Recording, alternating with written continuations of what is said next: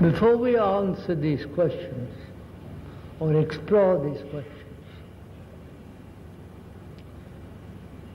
how do we approach a question, a crisis, a challenge, something that we have to investigate? How do we approach it?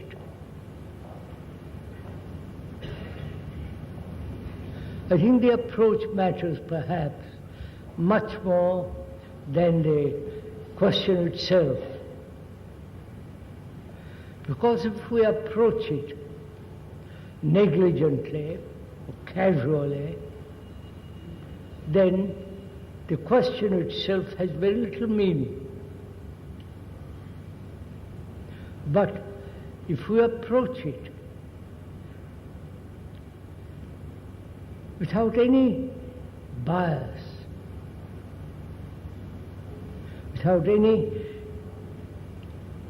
desire for the comforting solution, or a sense of conquering a question, being top of the crisis, then I think we would make the question rather trivial and not so serious. So the approach matters enormously. And so we ought to really talk over together how we approach, what is our motive, how do we regard, receive any challenge, any question, right?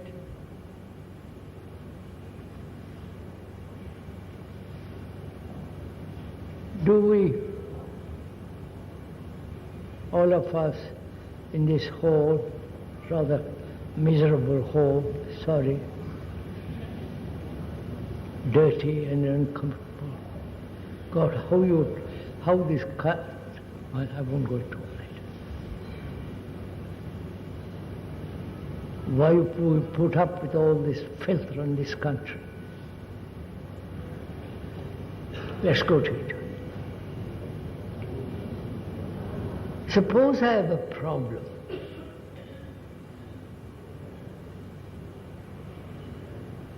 First I question, what is a problem?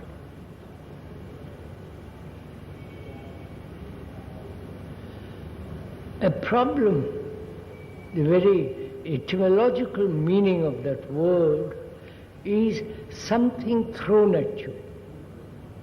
That's the actual meaning of the word problem. Something thrown or something that challenges you. How do we look at that problem? What is our immediate response to that problem? Either it is shrinking away from the problem,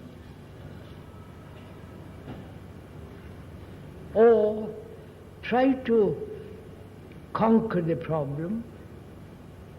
I hope we're all together in this, aren't we, a little bit? Though it's rather early in the morning, perhaps you. Or we try to find an answer to a problem that will be circumstantially pleasant, gratifying, or we look at the problem as though it was something new, fresh. Is any problem old? Wonderful. Is this all right? Can I go on like this? Are we together a little bit in this? Is any problem, crisis, question, is it something new, or it's a problem that has been repeated over and over and over again? All right?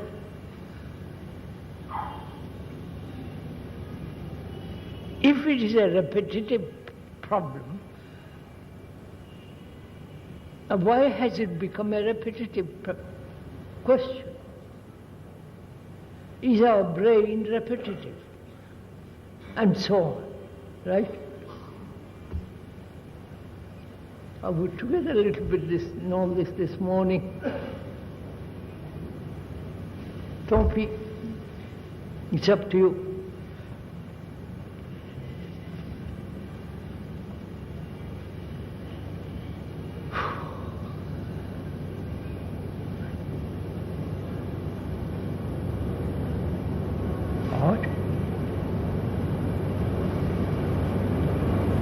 It's a bad typewriter.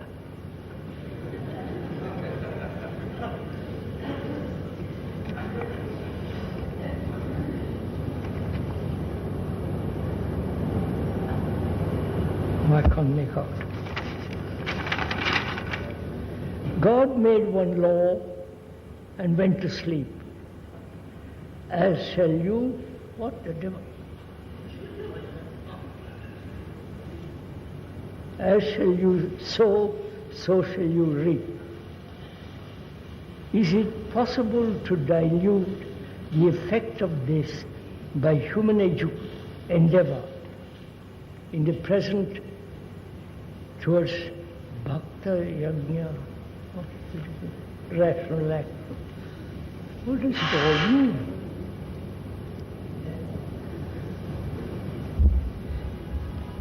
So that's better.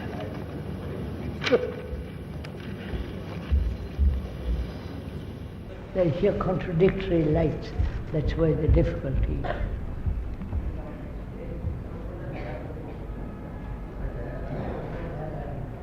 My eyesight are pretty good, but it's not that good.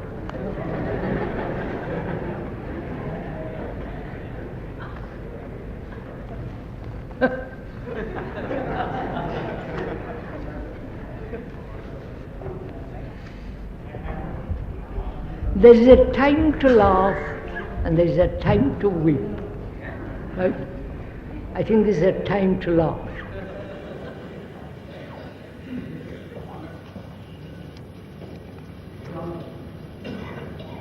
You often tell us to exercise our brain, and also you suggest to merely listen without acting upon what we listen. These two statements appear contradictory. Kindly explain. You often tell us to exercise our brain. That's better. Also, you suggest to merely listen without acting on what we have listened to. These two statements appear contradictory. Kindly explain. You often tell us to exercise our brain. We are exercising our brain most of the time. When you are earning money,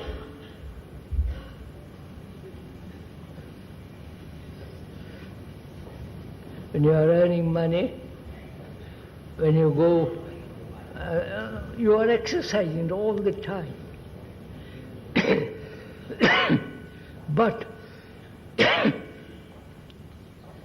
when we listen to somebody who is saying something totally different from what you think, what you are used to, we hardly listen to a statement made by another, which may not be the usual statement. So when the speaker suggested use your brain, use the entire brain, not just part of it. You understand?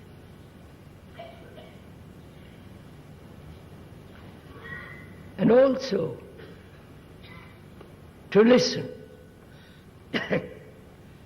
he has suggested that we should listen. And he explained what it means to listen. There is not only the hearing with the ear, but also there is a hearing behind the ear. You understand what I mean?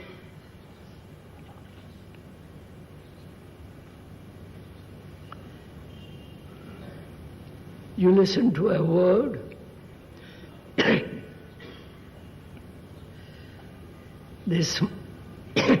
the smog in this town is appalling. Sorry.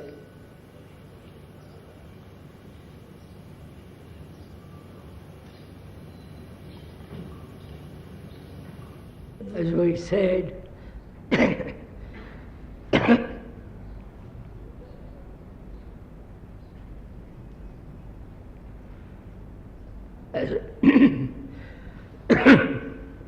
sorry.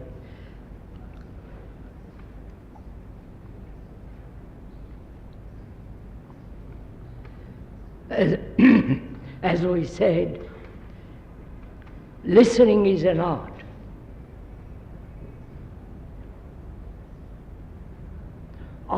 Art also means to put everything in its right place.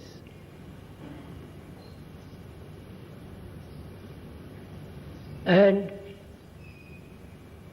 to listen requires attention, requires a sense of care, a sense of receiving or listening to something that may have a meaning or may not have a meaning.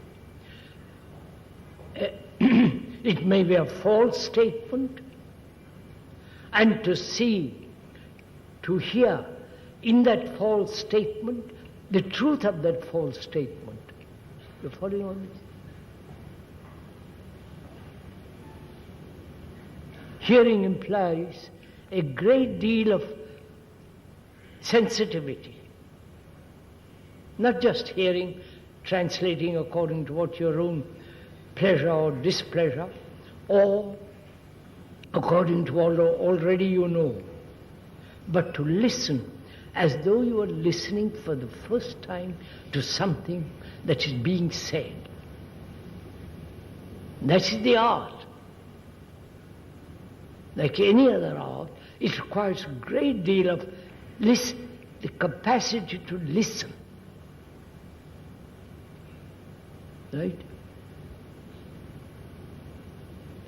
To listen to your wife, to your husband, to a friend, to listen to your children, or to a bird, and so and so on, so that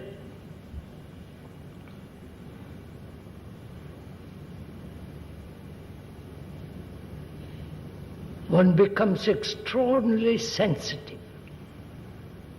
That is the art of listening. And he says the question is contradictory. That is the hearing and the activity of the brain. Isn't it? Is hearing something different from the activity of the brain? Are you interested in this question? Or shall we skip it?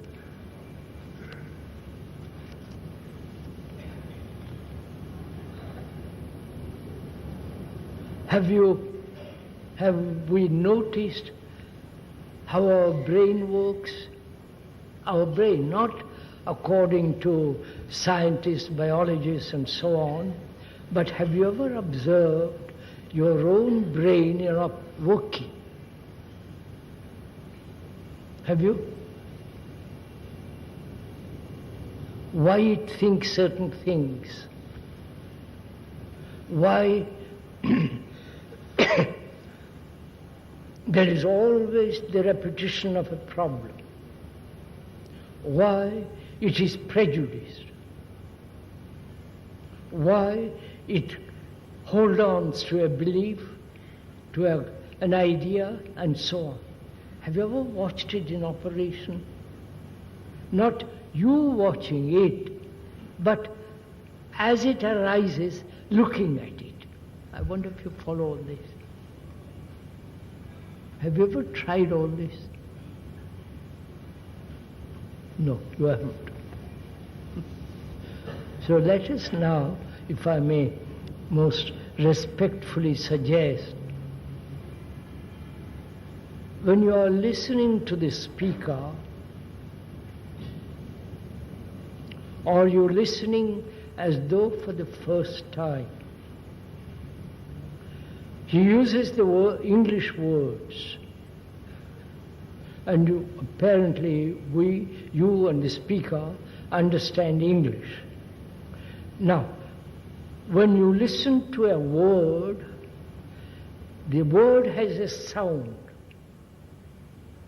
right? And the sound is transmitted to the brain. And the brain then translates the meaning of that word and the significance of that word and the comprehension of that word. Right? Right, sir? So, are you listening now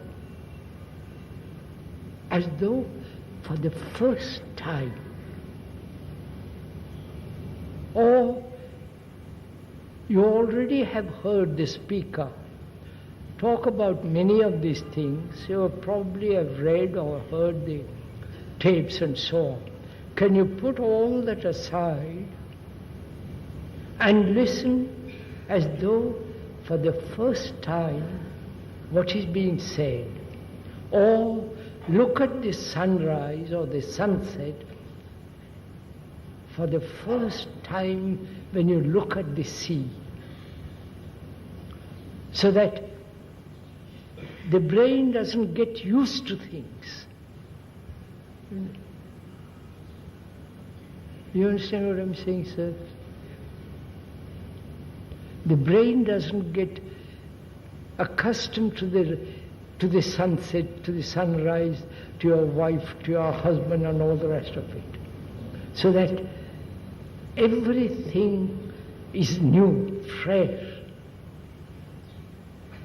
That is the art of listening, the art of seeing something as though you are looking at it for the first time, which means memory is withheld.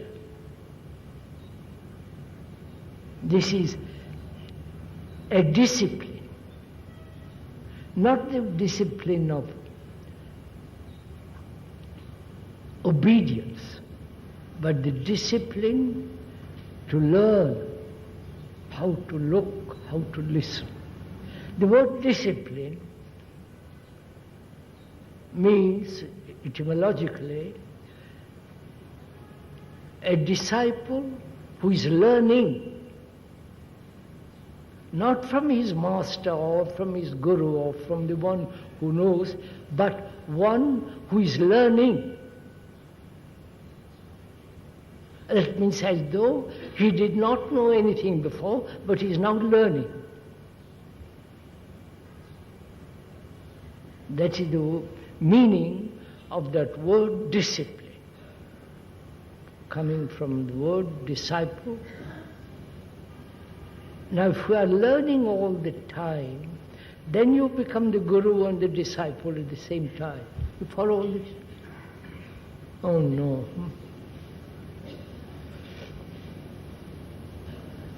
Are you, if I may ask most, are you learning from the speaker?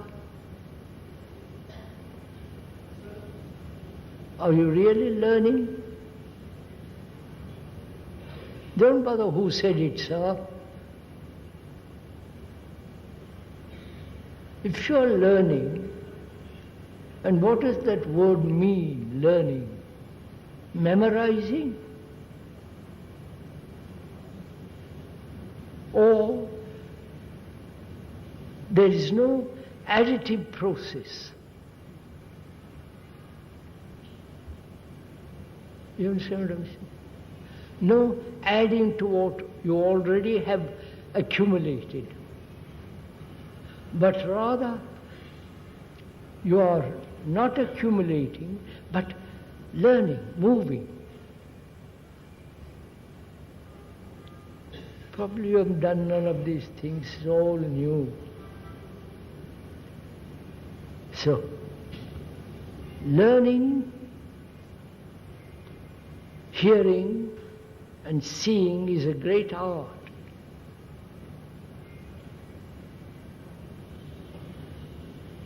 To see everything as they are, not only outwardly, but especially inwardly. To see things exactly as it is. That's real honesty. In that there is no deception. We're so apt to deceive ourselves, willingly or unwillingly.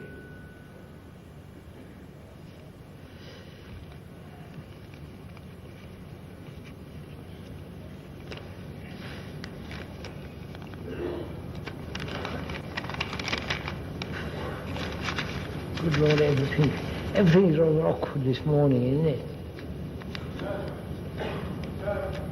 There is request to permit open questions and dialogue, ensuing dialogue, rather than reading this written question.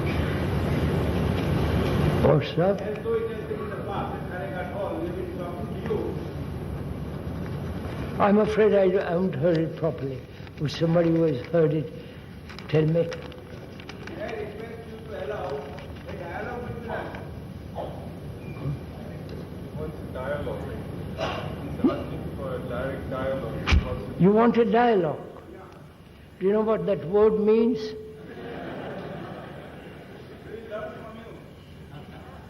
It's a conversation between two people. And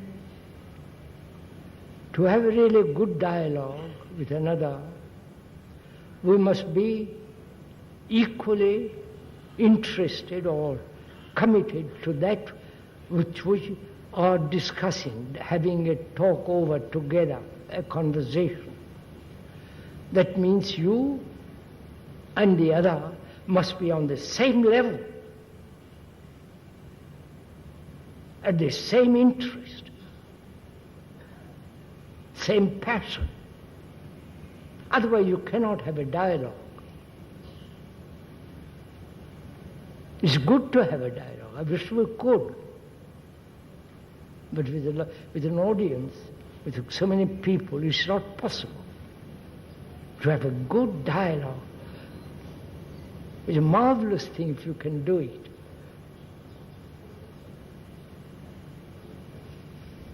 I'm not preventing you, sir, from asking questions, but to have a good, deep dialogue requires that you and the speaker move in the same direction, with the same meaning, with the same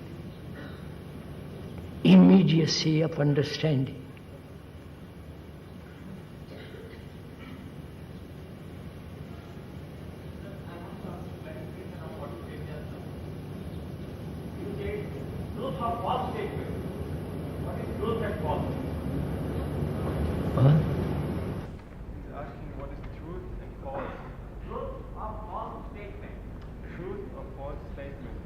Truth, what is a true statement or a false statement? How are you going to find out? From another? What is a false statement? False. And what do you mean by false?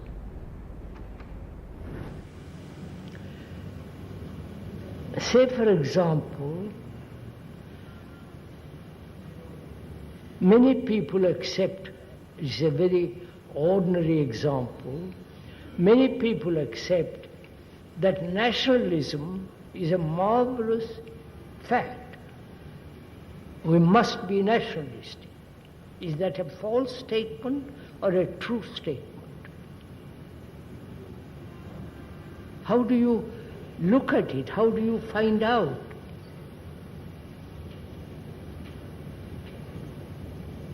Say, for instance, most of you in the world believe in God. Don't you? All right. You believe in God. Is it a false statement or a true statement? How do you find out? Belief, you can believe in anything you like, in any illusion, in any fanciful, romantic, sentimental concept. And belief may not necessarily be true. No, belief is. So how do you find out these things? How do you find out if there is God? To find out, you must have a free mind, not a believing mind. You must have a mind that's capable of investigating, looking, doubting, questioning. Not be afraid. So fear can create that which is false as true, and that which is true as false. Right? This is happening in the world. So, sirs, to find out what is true, what is truth, there must be a great sensitivity, a sense of freedom. Not just the idea of freedom, but actual freedom. Freedom from fear. And so on. Most of us have many illusions, and those illusions have become truth, real. And to be free of illusion is one of the most necessary and arduous work. To be totally free of all illusions. Then only you could find out what is true and what is false.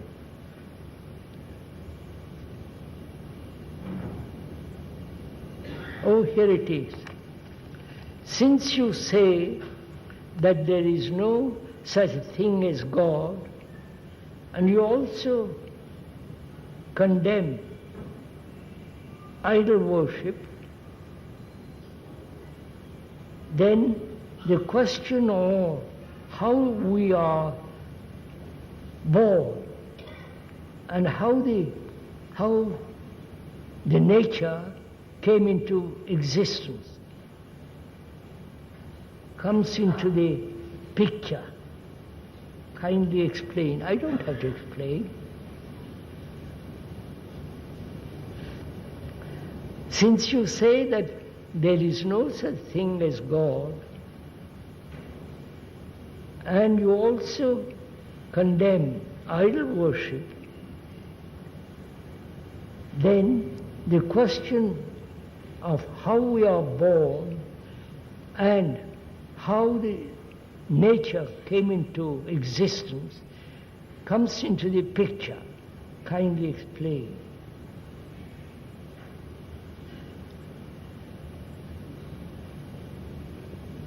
Scientists say we came from water, from the cells, from the animal. the ape. And all that is part of nature. It has taken 3.5 million years or more or less to become a human being, which is what we are now. Either that's so, or you believe God has made us. Right? You follow this question? Either you believe in the scientific theory or the scientific facts, or you believe that God has made us. Right? Or that there is God in us, whatever game you like to play. The scientists have proved as a fact that we come as a tiny cell multiplying itself from the water and gradually becoming earthborn, and the ape, from the ape we have become what we are. That is, we are part of nature, not the whole world is part of us. And if you believe that some creator has made you, that creator must be rather silly, rather a blind, idiotic man or woman. Because look at us, what we are.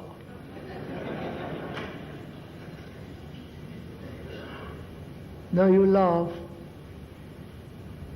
but all the temples, the mosques and the churches are filled with this.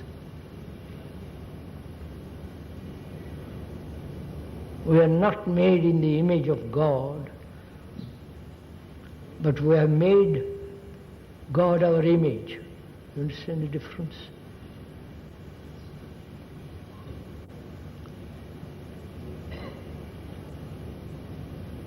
It says to find out, to discover, or to come upon that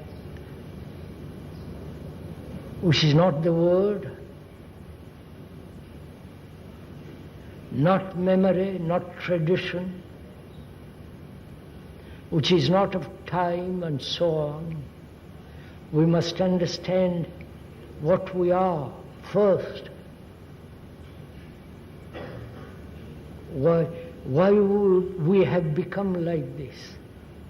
Barbarous, violent, greedy, envious, money-minded, hating each other. You know, all the things that are going on in the world. That's far more important to find that first rather than to say, who made us? We are what we are now. Blind, rather stupid, gullible, frightened, lonely, depressed, sorrowful, all that is what we are. And to understand this whole structure of the human psyche is far more important than merely talk about God or do some repetitive ritual or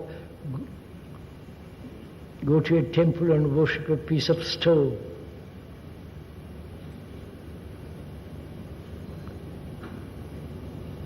So the speaker doesn't condemn anything. Forgive me pointing this out. He just shows what we human beings are doing. He's acting as a mirror for you to look into that mirror. That mirror is not the authority, it has no authority, just a mirror.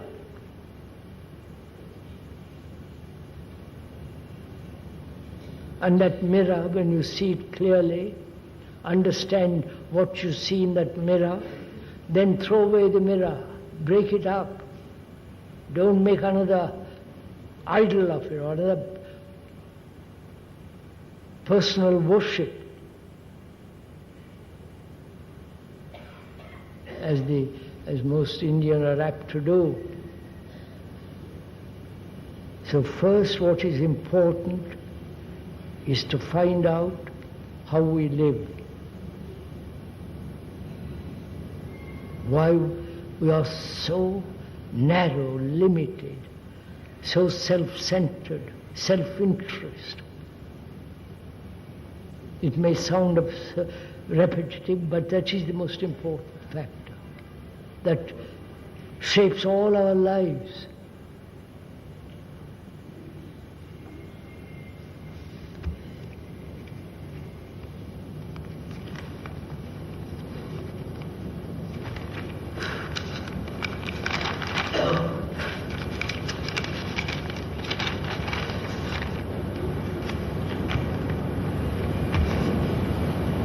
What is the mind?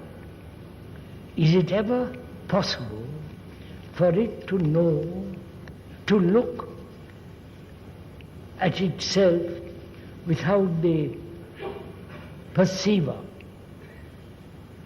It doesn't seem to be so simple as looking at a flower from no center.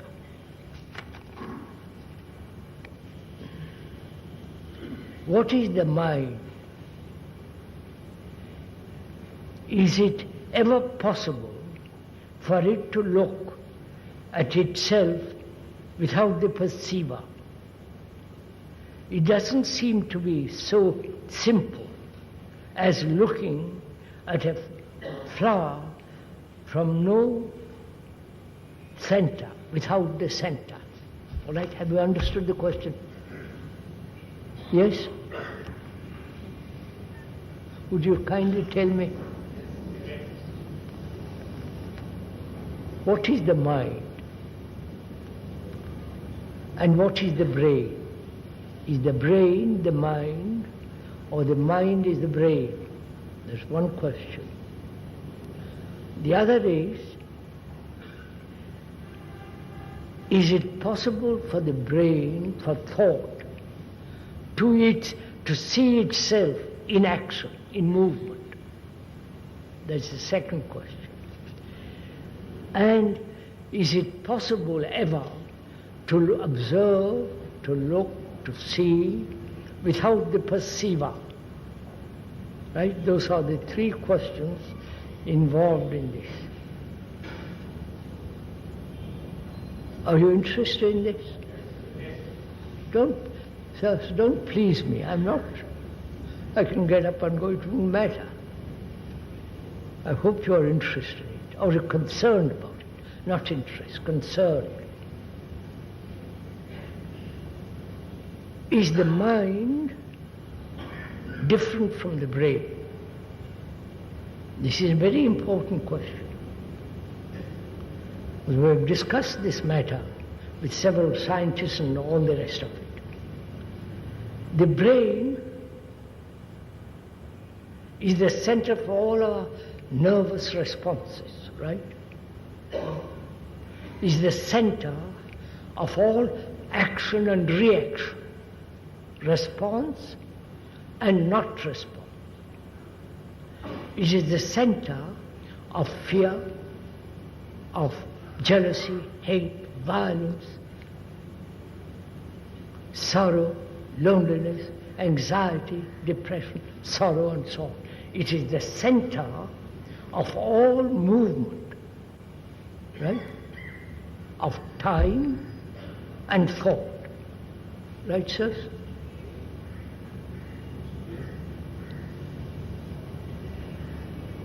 And that brain is conditioned by thought, by fear, by suffering, and also is conditioned by knowledge. Right? Are you following on?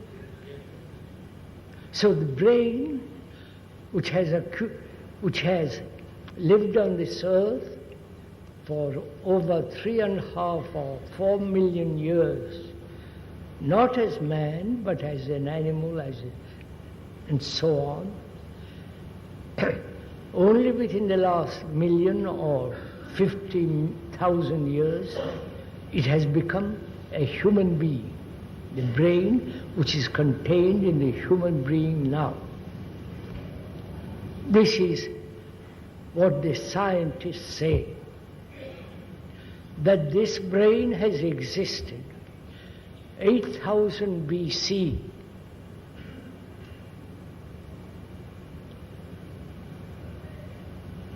And perhaps even longer. So this brain is conditioned, right? That's a fact. Conditioned by thought, by time. And it can only act in a limited way, partially. Right? If you are specialized as an engineer, for the rest of your life you function in a particular direction. If you are interested in money, it is working in that direction. Right? If you are a scholar, a pundit, then you will gather information and your brain is stuck in that knowledge. So the brain is conditioned by experience, by knowledge, by memory, which is thought, and time. This is obvious fact. Is the mind within the brain? You understand my question? Huh? Is the mind within the brain or outside the brain?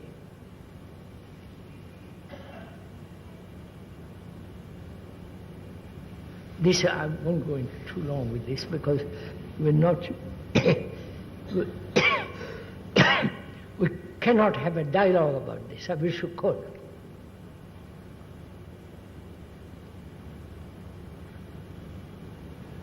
You see, sir, is love within the brain? Answer this question.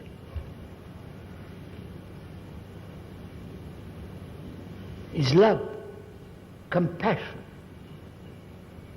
not sympathy or empathy or tenderness and all that?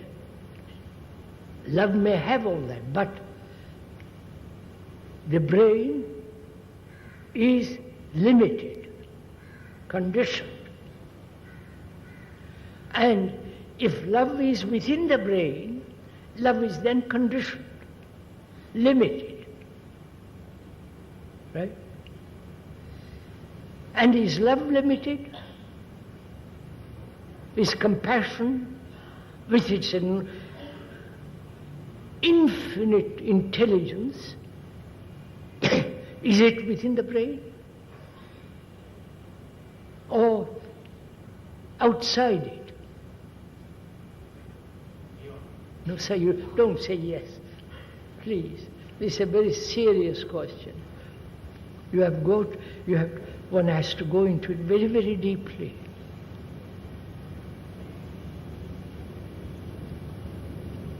And you can only, the brain can only find out if it is aware of its own limitation and realizing, being attentive to that limitation, then it becomes utterly free and therefore quiet. Then the mind has possibility of contacting with the brain and not the brain with the mind. I don't know if you understand all this. Are you following a little bit of all this? Huh? Yes, sir. Really?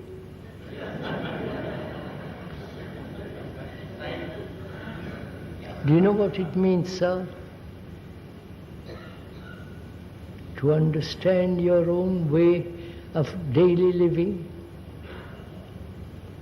and see the truth and the false in your daily living and see how that daily operation, daily existence is conditioned, narrow, limited, based on self-interest.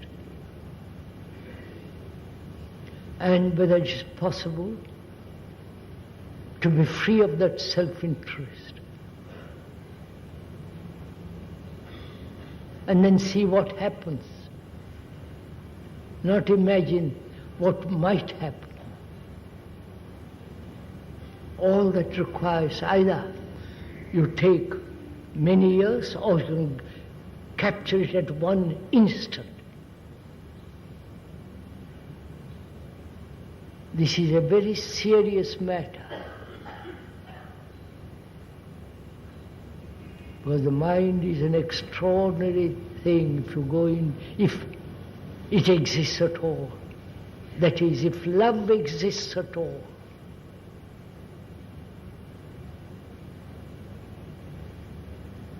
Love is not conditioned. I can love my wife or my father, mother or my son, and that perfume can be always there. It's not personal.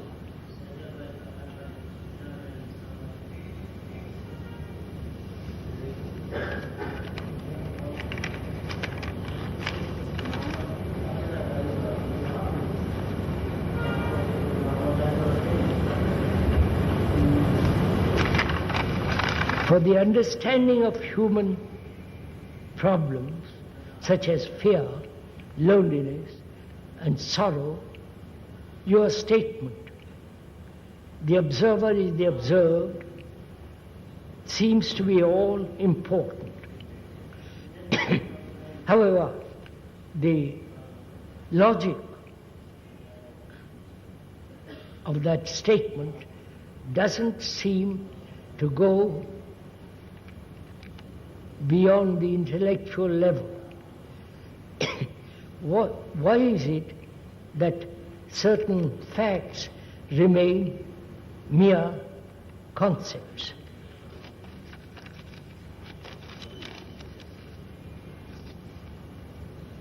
For the understanding of the human problems, such as fear, loneliness, and sorrow, your statement, quote, the observer is the observed, seems to be all important. However, the logic of that statement doesn't seem to go beyond the intellectual level. Why is it that certain facts remain mere concepts?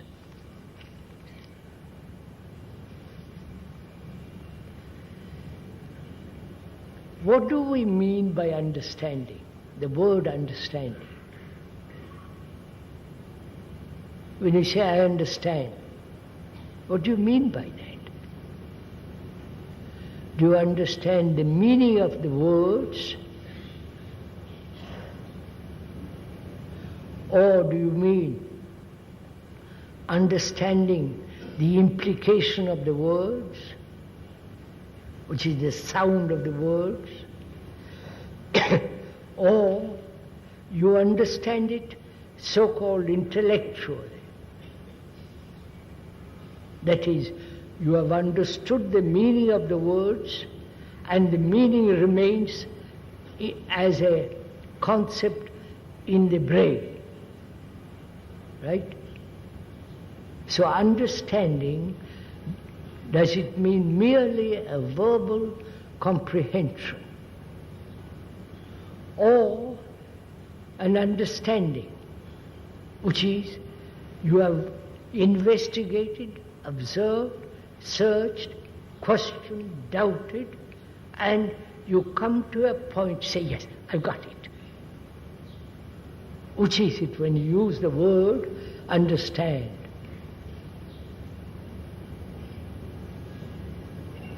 And that's our difficulty.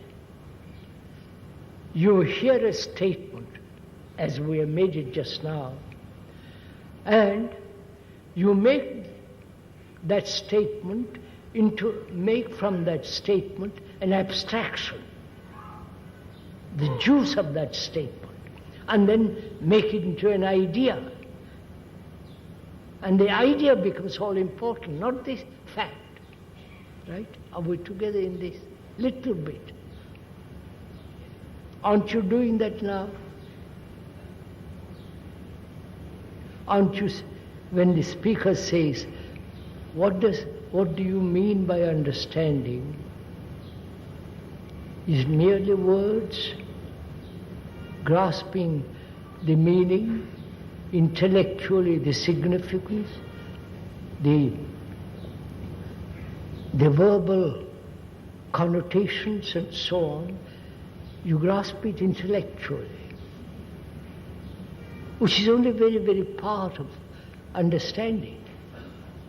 Intellect as a part, but when that part becomes the all-important, then you neglect every other part.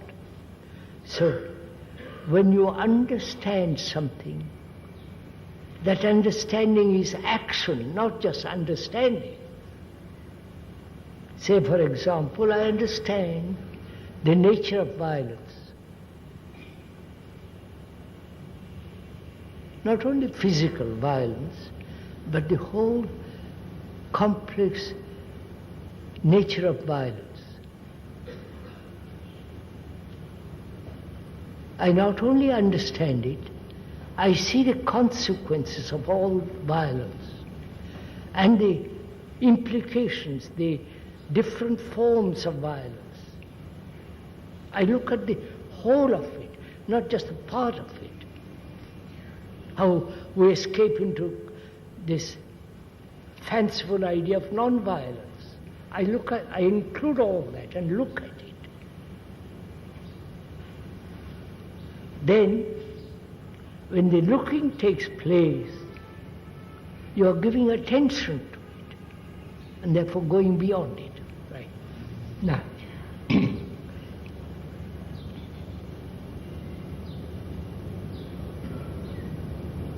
for the understanding of all human existence, problems such as fear, loneliness, and sorrow, your statement, the observer is the observed, seems to be all important. Let's go into that, shall we? The observer and the observed.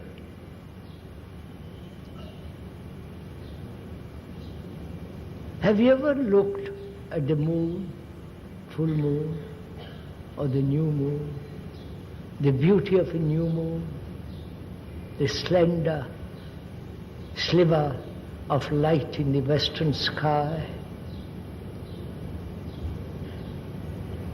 or the full moon of the other night? Have you looked at it? When you look at it, who is looking at it? Please follow this, if you don't mind, a little bit. Don't be bored, just follow it. I look at that new moon. Do I look at it as though for the first time, or I look at it saying that the new moon, it's going to be full moon in a fortnight's time? So I immediately put what I see into words, right? Right, sir?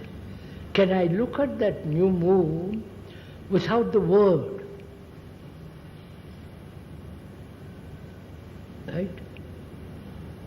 Because the word is not the moon. The word moon is not the actual moon in the sky. But we, when you look at something, our immediate reaction is to put it into words. This is obvious, huh? When I look at my wife, I say she's my wife. We never look at her as though, for the first time, without the word, without the memory, without all the implications of a wife or a husband. So can you, to make it very simple, can you look at a tree or a flower without the word? Have you ever tried it? Have you ever done it? Without the word. Then you will see how the word distorts the fact. Right? When you say, she is my wife, or he is my husband or girlfriend, and so on, that very verbalization of a human being who is living, you have put that human being into a word. Therefore that word is limited. You understand all this? We understand a little bit of all this. It's extraordinary. So can you look at something without the word? Can you look, as you are sitting there, looking at this figure, can you look at this figure without the word, without the image, without the reputation, without all that nonsense? Can you look at him? Is not the word the observer? Do you understand this? Is not the word and the image, the memory, is not all that the observer?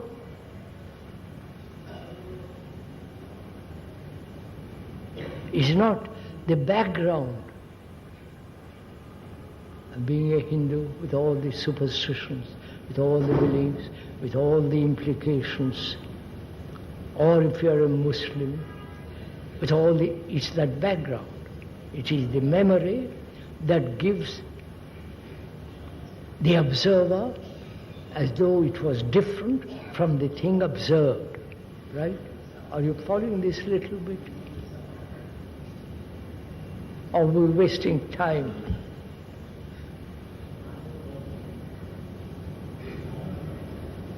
So can you look, observe, without the background,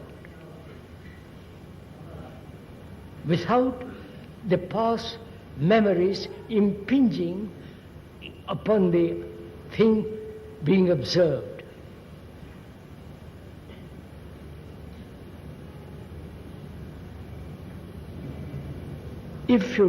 When you do that, there is only that thing which is being observed. There is no observer observing, seeing the thing observed. You have a little understood this?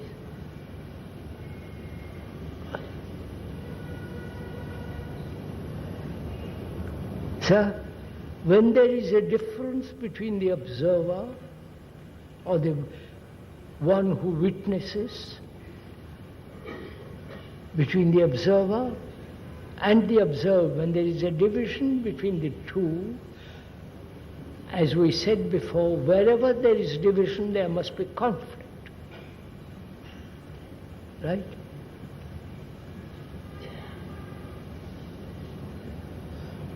And to understand why human beings live in conflict from the moment they are born till they die is to find out why this division exists between the observer and the observed and so on. Or there is only the thing observed.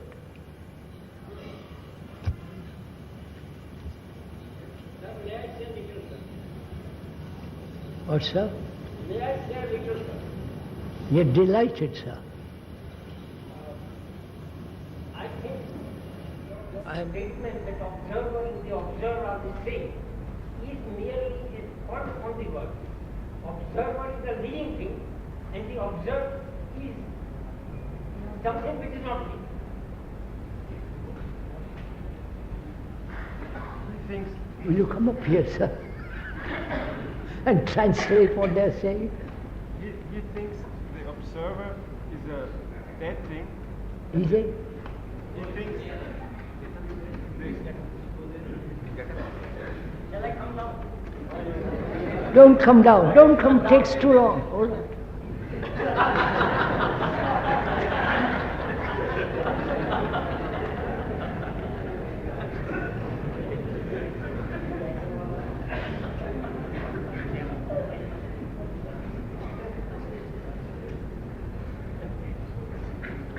Has he disappeared?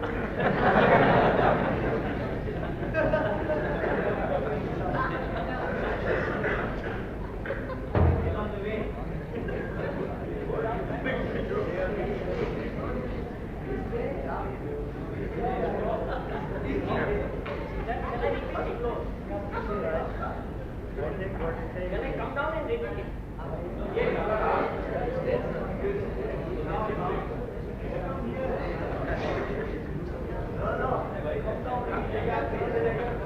May I say something? This is what you like. Talking, shouting all. Has he disappeared?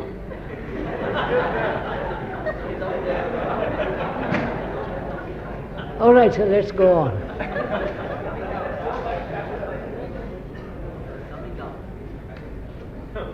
I'm glad you're being entertained. Sir, this is not an entertainment, for God's sake.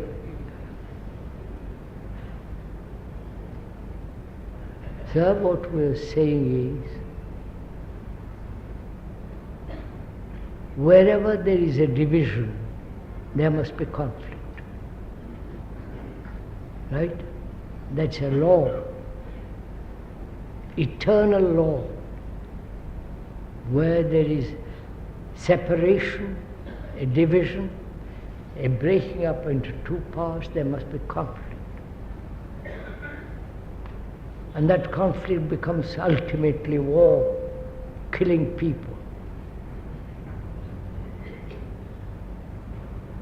As is being shown now in the world, America, Russia, in Lebanon, Muslim, the Islamic world, and the non-Islamic world, they are in conflict. So, to understand and so be free of conflict, really be free of it, is to understand why the observer becomes so dominant, separating from him or her from the thing being observed. Right? Right, sir? When I observe, if I'm married or I have a girlfriend, there is a division between us.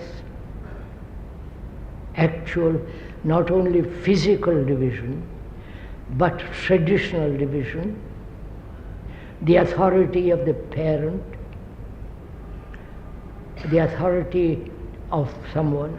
So there is a division always in our relationships, and therefore there is always conflict between human beings. There are very few human beings in the world that have a relationship in which conflict doesn't exist. And that conflict exists because we have separated the observer from the observed. I am different from my anger, right? I am different from my envy. I am different from my sorrow. Therefore, being different, there is conflict. That is, I must get rid of sorrow, or I must overcome sorrow. Tell me how to overcome sorrow. Tell me what to do with my fear. So there is conflict all the time. But you are sorrow. You are not different from sorrow, are you? You are not different from anger, are you? You are not different from your sexual desires, are you? You are not different from the loneliness which you feel. You are lonely. But we say, I'm lonely, but I must escape from that. So I go to the temple and being entertained and so on. You are not different from the quality of which you are. The quality is you. I am anger.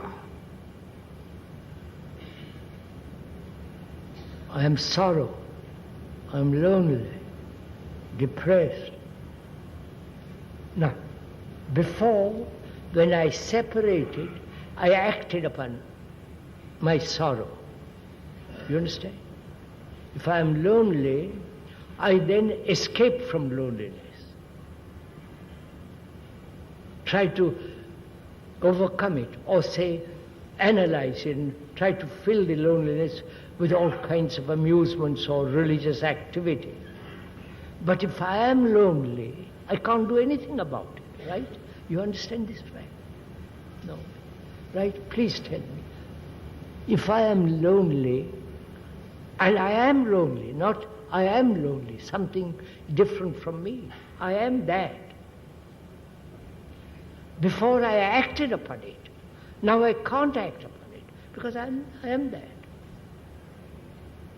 So what happens when the observer is the observed? You understand? When the angry is me, then what takes place?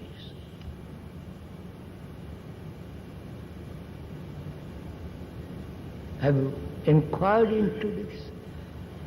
Or just says, I'm not, I'm the observer, I'm the observed. It's meaningless.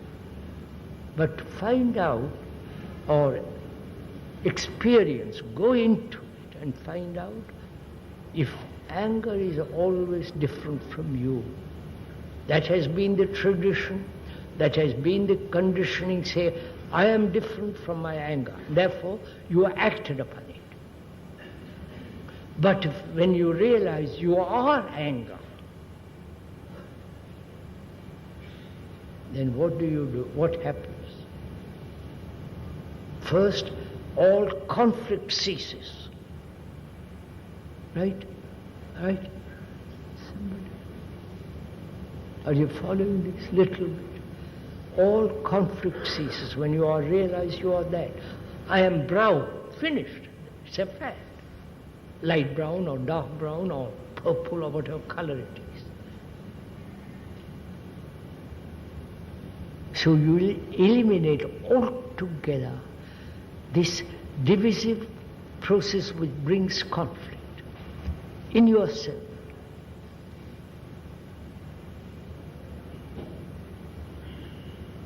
And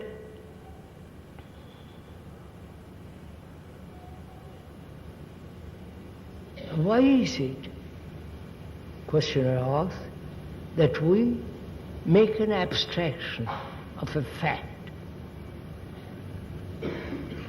The fact is I am anger, I am jealous, I am lonely.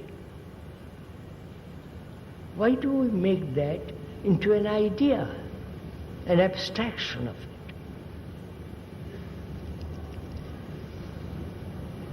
Is it easier to make an abstraction rather than to face the fact. Because with the idea, I can play with it. I say, yes, this is a good idea, it's a bad idea, convince me about it, not convince. You follow? I can go on. But when there is no abstraction but the fact, then I have to deal with it. And then I separate myself and then say, I'm going to do something about it. But when one realizes there is no separation, you are that, you are what is. You are a Hindu, you are a Muslim, you are a Christian, you are a businessman, you are ugly, you are brutal, you are all that. Then you have eliminated altogether this sense of division in you.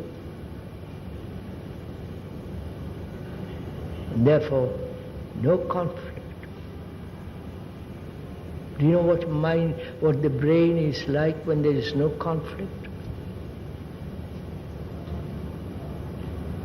When the brain is in perpetual conflict, as most people's brains are, what happens to that brain? It's wounded, right? It's wounded, hurt.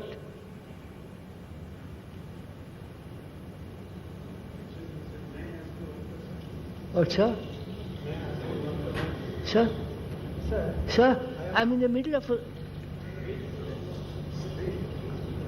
Sit down. Come up here, sir.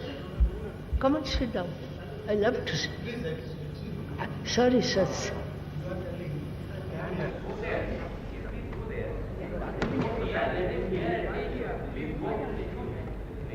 Sir, poor chap, he's come all that way. Let him ask the question. Little later, sir. Let me finish.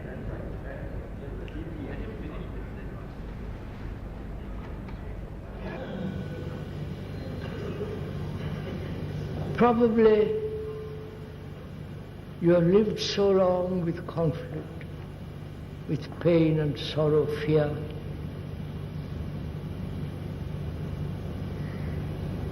And this conflict, you have said, it's part of my life, I'll accept conflict. And you have gone on that way. But you have never inquired what conflict does to the brain, to a human being, to the psyche.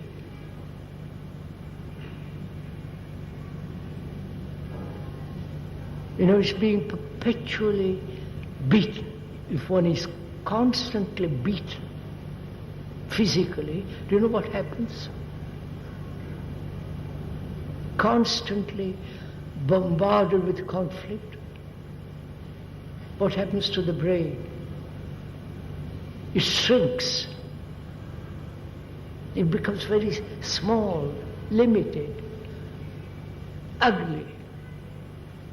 That's what's happening to all of us.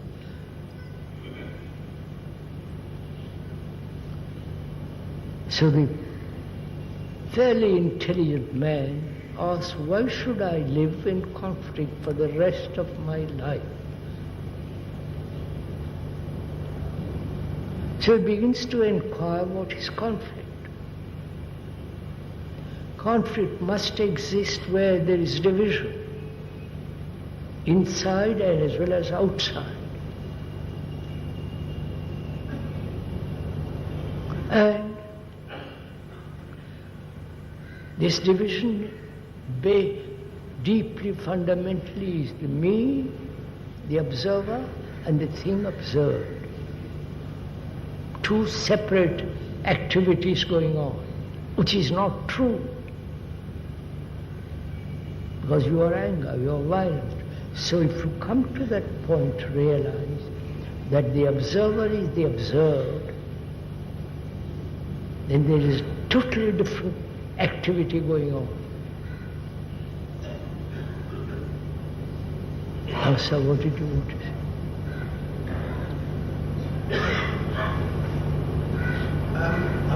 You are telling I am the anger, because anger is is a condition of my mind, and sorrow is also a condition of my mind. Happiness and unhappiness, anger, these are all conditions of my mind. Because I know my mind, because I am not my mind. My mind is different from me, because it is my mind. It is my mind means it is, I am not the mind. I understand. Mind is entirely different from me. Yes. So I know the conditions of my mind. Because you see, it is sometimes in happy condition, it is in sometimes unhappy condition, it is in sometimes sorrow condition. Because when I get one thought previously in old memory, Yes, when I sir. recollect, Yes, sir. Yes, sir. immediately my mind goes on recollecting that Yes, memory sir. and it Yes, is sir. always weeping. It was, and sometimes, Why? please, I understand it very let well. me understand. Do you want to come here and give us a talk?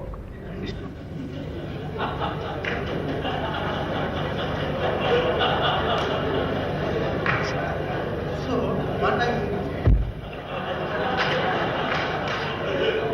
if I know my anger, it is really anger. When I won't identify Yes, sir. Yes, sir. Hey, come on.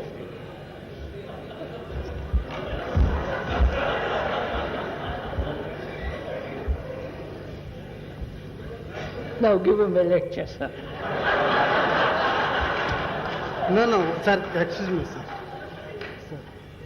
You've said it, sir. No, sir. Sir, when I know my anger, it is not a anger. Why? Because I am knowing my anger. When I identify myself with the anger, immediately the action will come out. Is it or correct or not? Please understand me, I am not discouraging or anybody. Oh, no. When I I... don't have to understand, sir. We were... Krishnamurti, don't misunderstand. Sir. Sit here quiet. No, because I Sir, just... sit here quiet. Sit down, sir. Sit down. Now that you are here, sit down.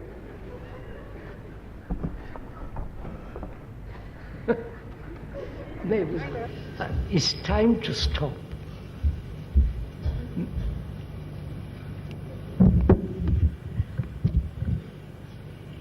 It's time to stop.